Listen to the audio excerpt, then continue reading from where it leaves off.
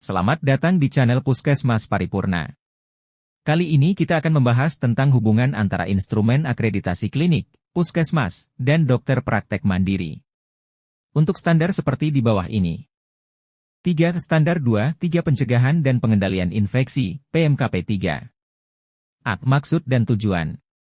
Pencegahan dan pengendalian infeksi merupakan faktor penting dalam mendukung upaya peningkatan mutu dan keselamatan pasien klinik. Klinik menyusun dan melaksanakan program PPI sesuai dengan pelayanan dan risiko infeksi ya. Penanggung jawab klinik menetapkan dan melaksanakan program PPI sesuai dengan pelayanan dan risiko yang ada di klinik yang meliputi 1. Kewaspadaan standar yang terdiri atas A. Kebersihan tangan, B. Penggunaan AP, C. Dekontaminasi dan sterilisasi peralatan perawatan pasien, D. Pengendalian lingkungan, E. Pengelolaan limbah, F. Penata laksanaan linen, G. Perlindungan kesehatan petugas, H. Penempatan pasien, I. Etika batuk dan bersin, J. Praktik menyuntik yang aman. 2. Kewaspadaan berdasarkan transmisi yaitu A. Kewaspadaan transmisi kontak, B. Kewaspadaan transmisi droplet, dan C. Kewaspadaan transmisi udara, airborne. 3. Bundles. 4. Surveillance. 5. Pendidikan dan pelatihan. 6. Penggunaan antimikroba yang bijak. Elemen penilaian. Kelengkapan bukti. 1. Klinik menetapkan kebijakan dan prosedur PPI di klinik.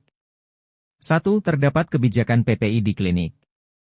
2. Terdapat SPO pelaksanaan program PPI sesuai dengan pelayanan dan risiko yang ada di klinik. 2. Ditetapkan program PPI di klinik. 1. Terdapat program PPI yang ditetapkan oleh tanggung jawab klinik. 2. Terdapat bukti pelaksanaan program PPI yang sesuai dengan pelayanan kesehatan, risiko dan sumber daya yang ada di klinik. 3. Observasi dan wawancara pelaksanaan program PPI. 3. Ada petugas yang kompeten yang bertanggung jawab melaksanakan, monitoring, mengevaluasi implementasi PPI di klinik serta melakukan edukasi dan sosialisasi secara berkala dan terdokumentasi. Terdapat SK penetapan penanggung jawab PPI. 4. Tersedia bukti sarana kebersihan tangan dan staf klinik mampu mempraktekkan langkah-langkah kebersihan tangan. 1. Terdapat SPO hand hygiene. 2. Dia sarana kebersihan tangan. 3. Ada bukti pelaksanaan sosialisasi dan pelatihan hand hygiene kepada seluruh pegawai, pasien dan pengunjung. 4. Ada bukti pelaksanaan kebersihan tangan pada staf klinik. 5. Tersedia bukti pelaksanaan program PPI di klinik. Terdapat bukti pelaksanaan program PPI dan dilaporkan kepada penanggung jawab klinik dan pemilik. Berikut akan dijelaskan persamaan atau hubungannya dengan instrumen akreditasi puskesmas. C. Kriteria 5.3 Puskesmas yang mengurangi risiko infeksi terkait dengan pelayanan kesehatan perlu melaksanakan dan mengimplementasikan program PPI untuk mengurangi risiko infeksi baik bagi pasien, petugas, keluarga pasien, masyarakat, maupun lingkungan. Pokok pikiran. A. Program pencegahan dan pengendalian infeksi di puskesmas adalah program yang dilakukan untuk mengidentifikasi dan mengurangi risiko tertular dan menularkan infeksi di antara pasien, petugas, keluarga, masyarakat, dan lingkungan melalui penerapan kewaspadaan isolasi yang terdiri atas kewaspadaan standar dan kewaspadaan berdasar transmisi, penggunaan antimik secara bijak, dan bundel untuk infeksi terkait pelayanan kesehatan. B. Pelaksanaan program tersebut perlu dipantau secara terus-menerus untuk menjamin penerapan yang konsisten. C. Kewaspadaan standar dilaksanakan sesuai dengan ketentuan peraturan perundang-undangan melalui hal sebagai berikut. 1. Kebersihan tangan. Kebersihan tangan merupakan salah satu cara yang sangat efektif dalam pencegahan infeksi yang wajib dilakukan baik oleh petugas kesehatan, pasien, pengunjung, maupun masyarakat luas. Penerapan dan edukasi tentang kebersihan tangan perlu dilakukan secara terus-menerus agar dapat dilaksanakan secara konsisten. 2. Penggunaan pelindung diri, APD, secara benar dan sesuai indikasi. Alat pelindung diri, APD, digunakan dengan benar untuk mencegah dan mengendalikan infeksi. APD yang dimaksud meliputi tutup kepala, topi, masker, gugel, perisai wajah, sarung tangan, gaun pelindung. Sepatu pelindung digunakan secara tepat dan benar petugas puskesmas, dan digunakan sesuai dengan indikasi dalam pemberian asuhan pasien. 3. Etika batuk dan bersin. Etika batuk dan bersin diterapkan untuk semua orang untuk kasus infeksi dengan transmisi droplet atau airborne. Ketika batuk atau bersin, Seseorang harus menutup hidung dan mulut dengan tisu atau lengan dalam baju, segera membuang tisu yang sudah dipakai ke dalam tempat sampah, kemudian mencuci tangan dengan menggunakan air bersih dan sabun atau pencuci tangan berbasis alkohol, serta wajib menggunakan masker. 4. Penempatan pasien dengan benar. Pasien dengan penyakit infeksi harus ditempatkan terpisah pasien bukan penyakit infeksi. Penempatan pasien harus disesuaikan dengan pola transmisi infeksi dan sebaiknya ditempatkan di ruangan tersendiri. Jika tidak tersedia ruangan tersendiri, dapat dilakukan cohorting. Jarak antara tempat tidur pasien yang satu dengan yang lain minimal 1 meter. 5. Yang aman. Tindakan penyuntikan yang aman perlu memperhatikan kesterilan alat yang digunakan dan prosedur penyuntikannya. Pemakaian spuit dan jarum suntik steril harus sekali pakai serta berlaku juga pada penggunaan vial multidosis untuk mencegah timbulnya kontaminasi mikroba saat obat dipakai pada pasien.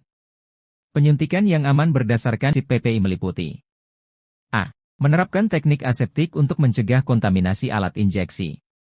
B. Semua alat suntik yang dipergunakan harus sekali pakai untuk satu pasien dan satu prosedur, walaupun jarum suntiknya berbeda. C. Gunakan dosis tunggal, single dose, untuk obat injeksi dan cairan pelarut shing. D. Pencampuran obat dilaksanakan sesuai dengan peraturan perundang-undangan, dan E. Pengelolaan limbah tajam bekas pakai perlu dikelola dengan benar sesuai dengan peraturan perundang-undangan. 6. Dekontaminasi peralatan perawatan pasien dengan benar. Penurunan risiko infeksi dilakukan dengan dekontaminasi melalui pembersihan awal, pre-cleaning. Pembersihan, disinfeksi, dan atau sterilisasi dengan mengacu pada kategori spaulding yang meliputi A. Kritikal, berkaitan dengan alat kesehatan yang digunakan pada jaringan steril atau sistem pembuluh darah dengan menggunakan teknik sterilisasi, seperti instrumen Benpartus set. B. Semi-kritikal, berkaitan dengan peralatan yang digunakan pada selaput mukosa dan area kecil di kulit yang lecet dengan menggunakan disinfeksi tingkat tinggi, DTT, seperti oropharyngeal airway, OPA, Guedel, penekan lidah, dan kaca gigi.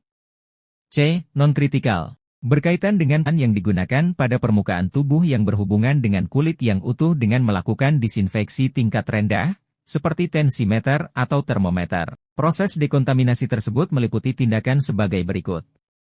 A. Pembersihan awal dilakukan oleh petugas di tempat kerja dengan menggunakan APD dengan cara membersihkan diri dari semua kotoran, darah, dan cairan tubuh dengan air mengalir untuk kemudian melakukan transportasi ke tempat pembersihan, disinfeksi, dan sterilisasi. B. Pembersihan merupakan proses secara fisik untuk membuang semua kotoran, darah, atau cairan tubuh lainnya dari permukaan peralatan secara manual atau mekanis dengan mencuci bersih peralatan dengan detergen, golongan disinfektan dan klorin dengan komposisi sesuai dengan standar yang berlaku, atau larutan enzimatik, dan ditiriskan sebelum dilakukan injeksi atau sterilisasi. C. Disinfeksi tingkat tinggi dilakukan untuk peralatan semikritikal untuk menghilangkan semua mikroorganisme, kecuali beberapa bakteri endospora, endospore bakterial, dengan cara merebus, menguapkan, atau menggunakan disinfektan kimiawi. D. Sterilisasi merupakan proses menghilangkan semua mikroorganisme, termasuk endospora dengan menggunakan uap bertekanan tinggi, autoklave, panas kering, oven, sterilisasi kimiawi, atau cara sterilisasi yang lain. Dekontaminasi lingkungan adalah pembersihan permukaan lingkungan yang berada di sekitar pasien dari kemungkinan kontaminasi darah, produk darah, atau cairan. Pembersihan dilakukan dengan menggunakan cairan desinfektan seperti klorin 0,05% untuk permukaan lingkungan dan 0,5% pada lingkungan yang terkontaminasi darah dan produk darah. Selain klorin, dapat digunakan desinfektan lain sesuai dengan ketentuan. 7. Pengelolaan linen dengan benar. Pengelolaan yang baik dan benar adalah salah satu upaya untuk menurunkan risiko infeksi. Linen terbagi menjadi linen kotor non-infeksius dan linen kotor infeksius. Linen kotor infeksius adalah linen yang terkena darah atau cairan tubuh lainnya. Penata laksanaan linen yang sudah digunakan harus dilakukan dengan hati-hati. Kehati-hatian ini mencakup penggunaan APD oleh petugas yang mengelola linen dan kebersihan tangan sesuai dengan prinsip PPI, terutama pada linen infeksius. Fasilitas kesehatan harus membuat regulasi pengelolaan. Penata laksanaan linen meliputi penata laksanaan linen di ruangan, transportasi linen ke ruang cuci, laundry, dan penata laksanaan di ruang cuci, laundry. Prinsip yang harus diperhatikan dalam penata laksanaan linen adalah selalu memisahkan antara linen bersih, linen kotor, dan linen steril. Dengan kata lain, setiap kelompok linen tersebut harus ditempatkan secara terpisah. 8. Pengelolaan limbah dengan benar dan sesuai dengan peraturan perundang-undangan. Puskesmas setiap harinya menghasilkan limbah, terutama limbah infeksius, benda tajam, dan jarum yang apabila pengelolaan pembuangan dilakukan dengan tidak benar dapat menimbulkan risiko infeksi. Pengelolaan limbah infeksius meliputi pengelolaan limbah cairan tubuh infeksius, darah, sampel laboratorium, benda, seperti jarum, dalam penyimpanan khusus, safety box, dan limbah B3. Proses edukasi kepada karyawan mengenai pengelolaan yang aman, ketersediaan tempat penyimpanan khusus, dan pelaporan pajanan limbah infeksius atau tertusuk jarum dan benda tajam. Pengelolaan limbah meliputi limbah sebagai berikut. A. Limbah infeksius adalah limbah yang terkontaminasi darah dan cairan tubuh, sampel laboratorium, produk darah, dan lain-lain yang dimasukkan ke dalam kantong plastik berwarna kuning dan dilakukan proses sesuai dengan ketentuan peraturan perundang-undangan. B. Limbah benda tajam adalah semua limbah yang memiliki permukaan yang dimasukkan ke dalam penyimpanan khusus tahan tusukan dan tahan air, safety box. Penyimpanan tidak boleh melebihi 3/4 isi kotak penyimpanan tersebut. C. Limbah cair infeksius segera dibuang ke tempat pembuangan limbah cair, spoil hook. D. Pengelolaan limbah dimaksud meliputi identifikasi, pengangkutan, tempat penampungan sementara, dan pengolahan akhir limbah. Dalam menjalankan tugas pelayanan, petugas kesehatan perlu dilindungi dari terpapar infeksi. Pelindungan petugas dilakukan melalui pemeriksaan berkala, pemberian vaksinasi, dan pelindungan, serta tindak lanjut jika terjadi pajanan. 9. Perlindung petugas terhadap infeksi. Petugas kesehatan dalam menjalankan tugas pelayanan perlu dilindungi terhadap terpapar infeksi. Perlindungan petugas dilakukan melalui pemeriksaan berkala, pemberian vaksinasi, dan perlindungan serta tindak lanjut jika terjadi pajanan. D. Penerapan kewaspadaan standar perlu dipantau PPI atau petugas yang diberi tanggung jawab agar dilaksanakan secara periodik dalam penyelenggaraan kegiatan pelayanan puskesmas. Elemen penilaian R, D, O, W, A. Terdapat bukti penerapan dan pemantauan prinsip kewaspadaan standar sesuai dengan pokok pikiran pada angka 1 sampai dengan angka 9, sesuai dengan prosedur yang ditetapkan R, D, O, W. SOP penerapan kewaspadaan seperti penggunaan APD, pengelolaan linen, penempatan pasien, pengelolaan limbah, dekontaminasi peralatan perawatan pasien dengan benar DLL. Dokumen bukti penerapan kewaspadaan standar berdasarkan regulasi yang telah ditetapkan di puskesmas. Pengamatan surveyor terhadap pelaksanaan penerapan kewaspadaan standar sesuai regulasi YAPKAN. Penggalian informasi terkait proses penerapan kewaspadaan standar. B. Jika ada pengelolaan pada pokok pikiran angka 6 sampai dengan angka 8 yang dilaksanakan oleh pihak ketiga, puskesmas harus memastikan standar mutu diterapkan oleh pihak ketiga sesuai dengan ketentuan peraturan perundang-undangan, D.W. Bukti MOU dengan pihak ketiga. Penggalian informasi terkait proses dan pelaksanaan kerjasama dengan pihak ketiga. Berikut akan dijelaskan persamaan atau hubungannya dengan instrumen akreditasi dokter praktek mandiri. Tanggung jawab dokter dan tenaga kesehatan. Standar pukul 2.11. Dokter praktik mandiri bertanggung jawab menyelenggarakan praktik mandiri sesuai dengan standar. Kriteria 2.11.1. Ada pembakuan dan pelaksanaan standar layanan klinis yang disusun berdasarkan acuan yang jelas. Penilaian. 1. Standar prosedur layanan klinis disusun dan dibakukan didasarkan atas prioritas fungsi dan proses pelayanan.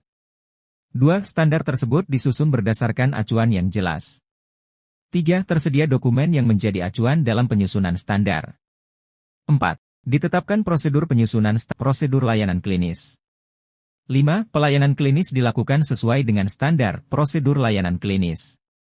Kriteria 2.11.2. Dokter praktik mandiri bertanggung jawab untuk meminimalkan risiko terjadinya infeksi dalam menyediakan pelayanan kesehatan.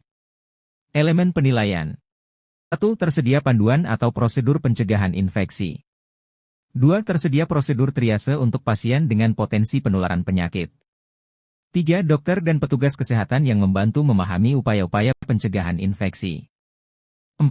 Dokter dan petugas kesehatan yang membantu pada saat menjalankan tugas pelayanan menerapkan pencegahan infeksi sesuai dengan panduan atau prosedur.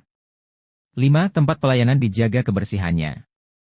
6. Dokter praktik mandiri menggunakan alat pelindung diri jika dipersyaratkan.